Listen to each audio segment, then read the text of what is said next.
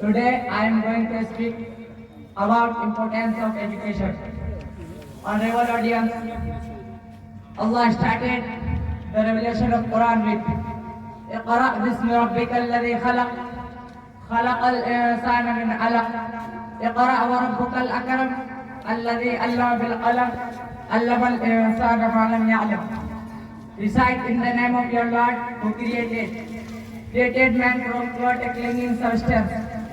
Recite and your Lord is most generous who taught by the pen, taught man that which he knew not. Respected audience, education is the key to unlocking potential growth and success. Education is the spark that ignites the flame of knowledge. Education develops the personality of a person. Education plays a great role in everyone's life.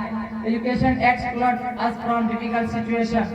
Allah said in Holy Quran, Rabbi zidni ilma, my Lord increased me in knowledge. And Prophet Muhammad sallallahu alaihi wasallam said, Khairukum ma ta'allama al-Quran wa 'allamah. The best of you are ones who learn the Quran and teach it. That's all.